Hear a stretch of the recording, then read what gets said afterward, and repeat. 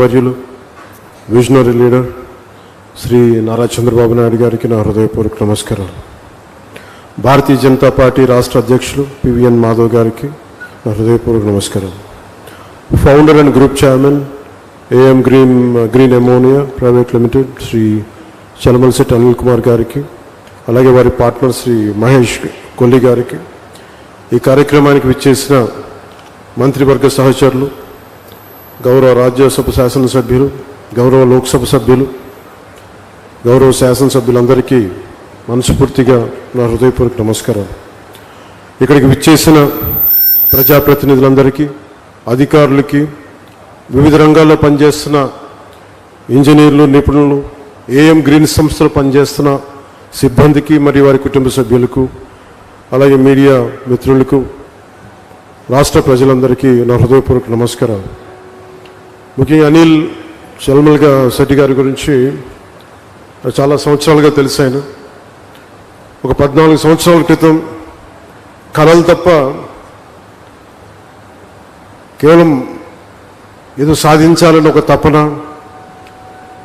చేతిలో డబ్బులు లేకపోయినా కానీ బలమైన సంకల్పం, సాధించాలన్న సంకల్పం ఈ రోజున ఒక ఎలాంటి పబ్లిక్ పెట్టుబడులు లేకుండా తన స్వీయ శక్తితోటి, మహేష్ గారి సహకారంతో, వారి స్నేహంతో ఒక అద్భుతమైన గ్రీన్కో కంపెనీని 6 వర్టికల్స్ ద్వారా ఈరోజు తీసుకొచ్చి దాంట్లో భాగంగా ఈ ఏఎం గ్రీన్ కంపెనీని కూడా ఈరోజు ఫౌండేషన్ ఇవ్వడం చాలా చాలా ఆనందదాయకంగా ఉంది. ఒక మనిషి కలల కంటే తప్ప ఏమీ సాధించలేరు.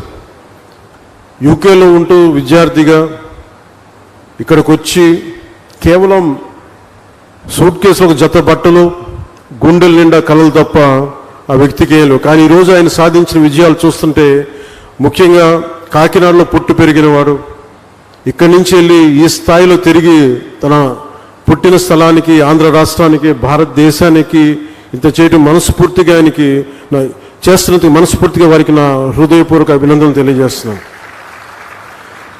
గౌరవ ముఖ్యమంత్రి గారు పదే చెప్తూ ఉంటారు, గవర్నమెంట్ అనేది కంటిన్యూ, ఒక గవర్నెన్స్ అనేది ఒక కంటిన్యూటీ. అది ప్రభుత్వాలు మారచ్చు, పార్టీలు మారచ్చు, కానీ ప్రభుత్వం మటుకు స్థిరంగా ఉంటుంది. గత ప్రభుత్వాల్లో, ముఖ్యంగా ప్రత్యేకించి గత ప్రభుత్వంలో పారిశ్రామికవేత్తలకి ఎలాంటి ఇబ్బందులు ఉన్నాయో అలాంటివి తెలుసు.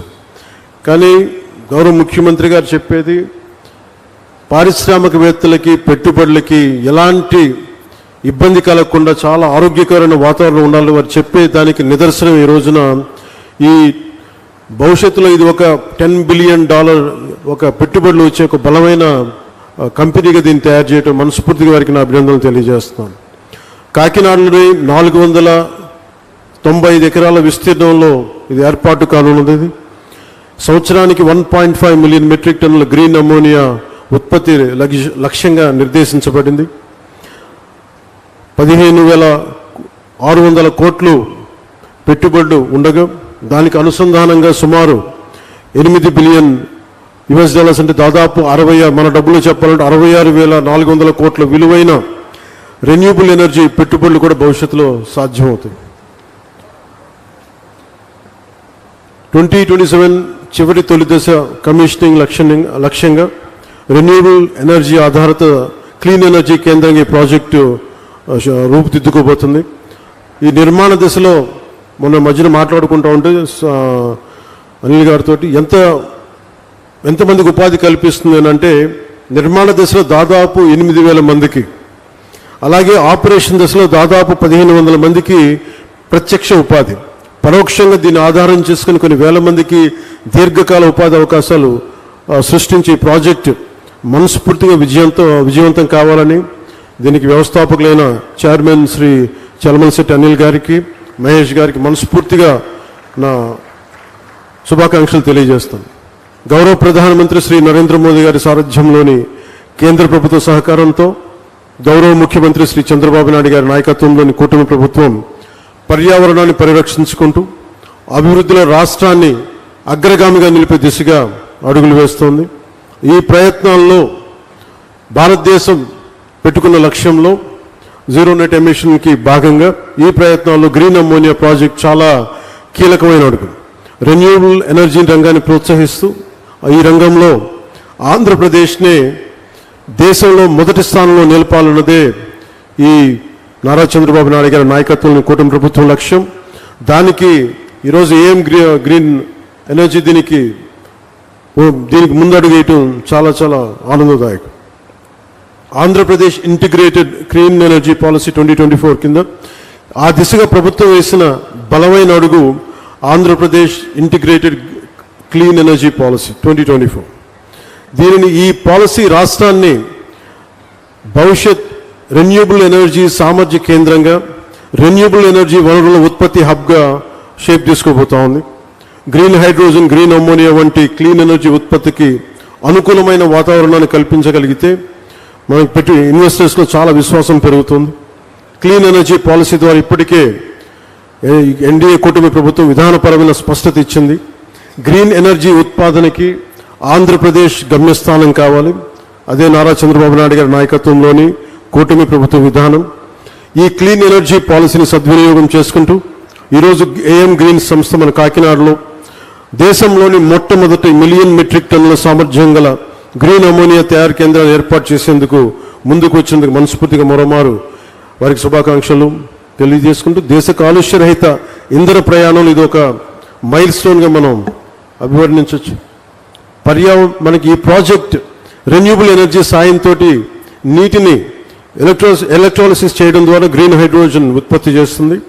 ఈ ప్రక్రియలో వాతావరణంలోని ఈ కార్బన్ ఎమిషన్స్ని పూర్తిగా క్లీన్ చేస్తుంది.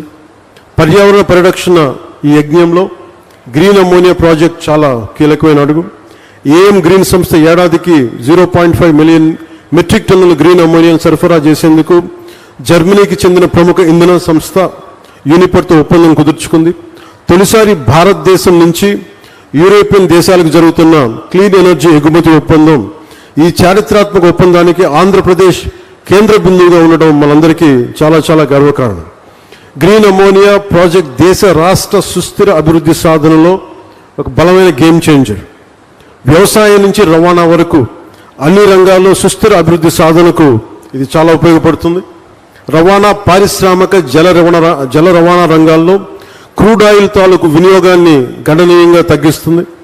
ఎరువుల తయారీ, విద్యుత్ ఉత్పత్తి, పారిశ్రామిక రంగాల్లో కార్బన్ ఎమిషన్స్ని చాలా బలంగా తగ్గిస్తుంది. దీర్ఘకాలికంగా దీనికి వచ్చే ఉపయోగాలు క్రూడ్ ఆయిల్ ప్రమేయం లేకుండా ఎరువులు తయారు చేయటం, ఫార్మా, రసాయన, ప్లాస్టిక్ ఆధారిత పరిశ్రమల్లో ముడి పదార్థంగా గ్రీన్ అమ్మోనియా ఉపయోగపడుతుంది. దీంతో పాటు వాతావరణంలో కార్బన్ ఎమిషన్స్ని తగ్గించడం ద్వారా 1 సెంటీగ్రేడ్ మార్పు వచ్చినా కానీ చాలా బలమైన మార్పు తీసుకుంటుంది. ఉదాహరణకి ఎందుకు వీళ్ళందరూ మనందరికీ సగటు మనిషికి అర్థం కావడానికి చెప్తున్నాం. మనకి పిఠాపురంలో చూశారు, సముద్రం ముందుకు వచ్చేస్తూ ఉంటుంది.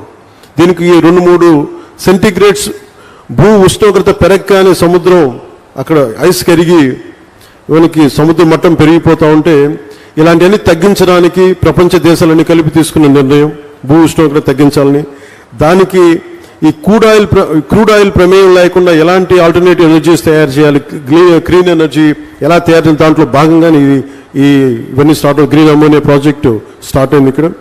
దీనివల్ల రాష్ట్రానికి ఎన్నో దీర్ఘకాలిక లాభాలు కలిగి ఉన్నాయి. విద్యుత్ రంగం సంక్షోభం నుంచి పెట్టుబడిదారుల విశ్వాసం దిశగా ఇది ముందుకెళ్తుంది. గత ప్రభుత్వం పాలనలో వచ్చినప్పుడు మీకు తెలుసు, 2 నెలల్లోనే పవర్ పర్చేస్ అగ్రిమెంట్స్ రద్దు చేసి పునఃసమీక్ష పేరుతో విద్యుత్ రంగాన్ని సంక్షోభంలోకి నెట్టేశారు. విదేశ పెట్టుబడిదారులను ఇబ్బందులు గురిచేసి కోర్టు కేసుల వల్ల చాలా ఫైన్స్ చెల్లించాల్సిన పరిస్థితి ఇచ్చారు. అలాగే ఈ కియా కంపెనీ యాజమాన్య ప్రతినిధులను కూడా చాలా బహిరంగంగా బెదిరించారు. కానీ ఈ సందర్భంగా మేము గౌరవ నారా చంద్రబాబు నాయుడు గారి నాయకత్వం కూటమి ప్రభుత్వం పెట్టుబడిదారులని వేధించదు, అండగా నిలబడుతుంది.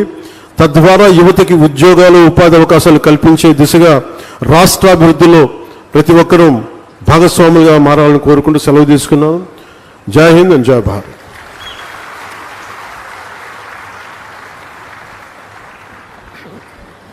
ఏఎం గ్రీన్ వారి ఆహ్వానాన్ని మన్నించి ఈనాటి కార్యక్రమానికి విచ్చేసినటువంటి మన ఆంధ్రప్రదేశ్ రాష్ట్ర గౌరవ ఉప ముఖ్యమంత్రి వర్యులు వారి యొక్క అమూల్యమైనటువంటి సందేశాన్ని అందించడం జరిగింది. అదేవిధంగా ఏఎం గ్రీన్ కు శుభాకాంక్షలు కూడా తెలియజేయడం జరిగింది. మరి ఈ సందర్భంగా మీ అందరి కరతాళ ధ్వనుల మధ్య వారికి మరొకసారి ప్రత్యేకమైనటువంటి ధన్యవాదాలు తెలియజేస్తున్నాం. Thank you sir, thank you very much. ఆదర్శవంతమైనటువంటి నాయకత్వంతో integrated clean energy policy 2024 కు శ్రీకారం చుట్టి డెడికేషన్, ఇన్నోవేషన్, స్మార్ట్ సొల్యూషన్ మరియు గ్లోబల్ స్టాండర్డ్స్ తో ఆంధ్రప్రదేశ్ రాష్ట్రాన్ని క్లీన్ మరియు గ్రీన్ ఎనర్జీలో మోడల్ రాష్ట్రంగా గ్రీన్ ఫ్యూచర్ కి ప్రేరణగా కృషి చేస్తున్నటువంటి మన ఆంధ్రప్రదేశ్ రాష్ట్ర గౌరవ ముఖ్యమంత్రి వర్యులు గౌరవనీయులు శ్రీ నారా చంద్రబాబు నాయుడు గారిని ఈనాటి కార్యక్రమాన్ని ఉద్దేశించి వారి అమూల్యమైనటువంటి సందేశాన్ని అందించవలసిందిగా మీ అందరి